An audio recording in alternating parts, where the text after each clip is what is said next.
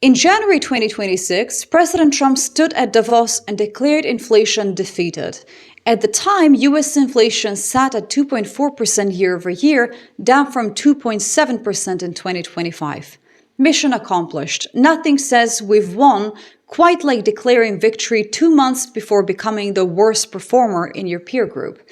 8 weeks later, the OECD projects the United States will have the highest inflation in the G7 by year-end, 4.2%, up from 2.6%. What happened between January and March? A war.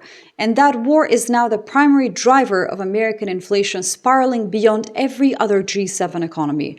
Let me show you the mechanism. I'm Elle, I have a PhD in computer science, and I use data analysis to spot patterns in geopolitics and economics. First, let's clarify what defeating inflation actually means, because this framing is economically a little bit illiterate. Most central banks, Fed included, target 2% inflation annually, not zero. Zero inflation typically signals zero growth. Moderate inflation indicates a healthy, growing economy. When Trump declared victory at 2.4%, he was essentially correct that inflation had normalized. But the problem was that he then launched a military campaign that destroyed that normalization within weeks. On February 28, 2026, US and Israeli forces began strikes on Iran. By March 4th, Iran had closed the Strait of Hormuz to non-Iranian vessels. That's the choke point through which approximately 20% of global oil supply flows, roughly 20 million barrels per day. When you remove 20% of global oil from accessible markets overnight, prices don't just adjust gradually, they spike.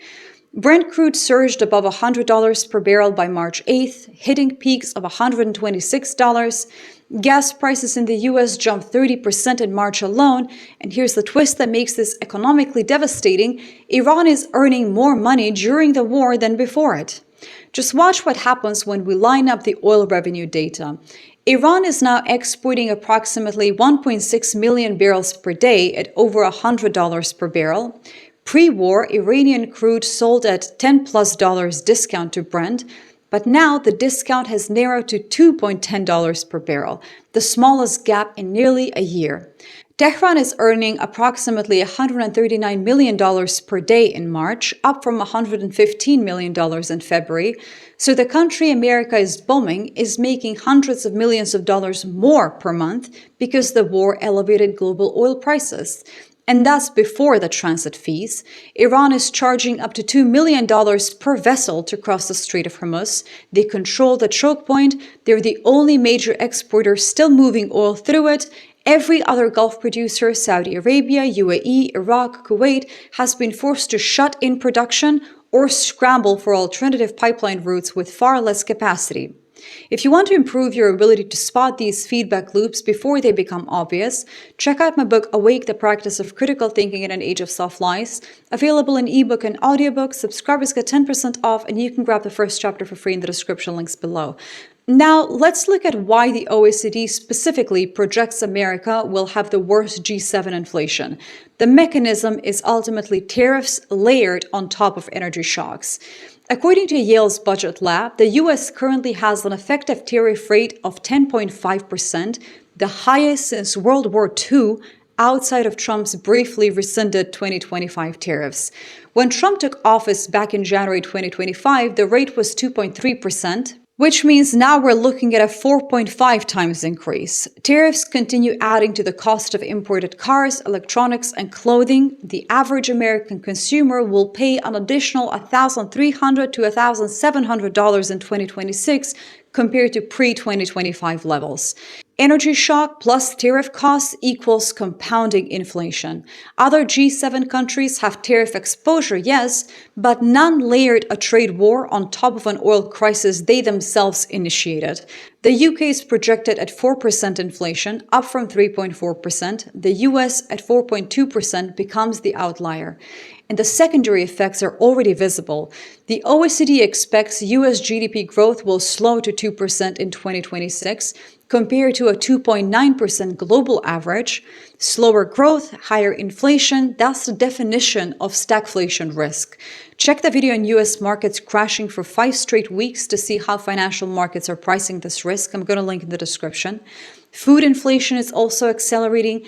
Beef, fish, vegetables, sweets, and baked goods are all projected to become more expensive. Trump recently claimed beef is starting to come down significantly. Well, the data shows the very opposite. This creates political fragility too. When the administration declares victory while grocery prices climb, credibility erodes. Meanwhile, the war shows no apparent signs of rapid resolution.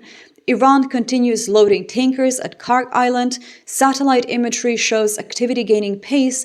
U.S. Treasury Secretary Scott Bessent acknowledged Washington is allowing Iranian oil shipments to proceed to maintain global supply.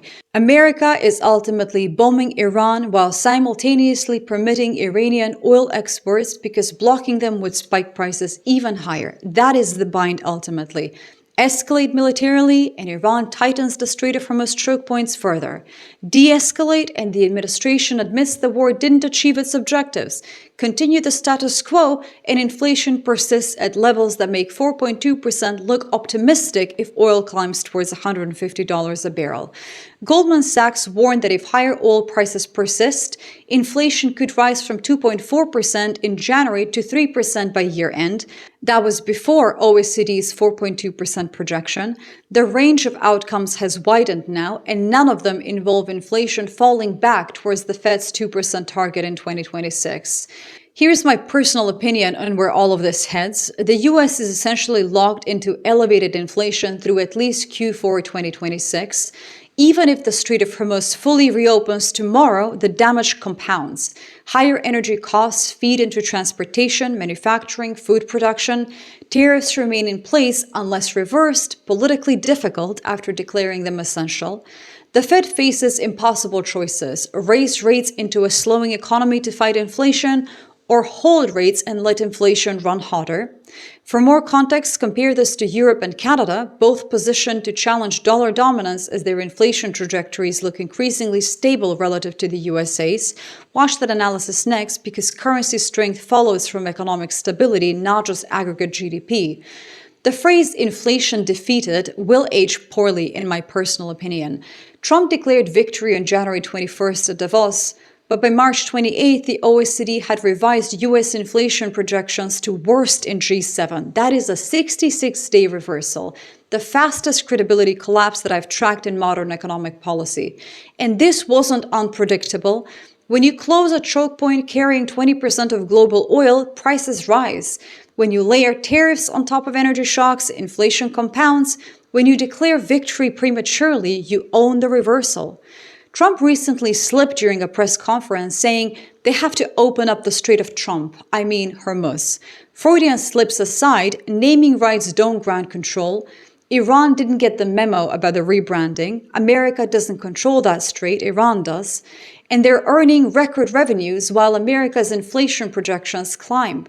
By year-end 2026, the U.S. will likely have sustained inflation levels above 4% for multiple quarters, while other G7 economies stabilize or decline. That divergence undermines dollar attractiveness, pressures the Fed, and validates European and Canadian arguments that American economic management has become erratic.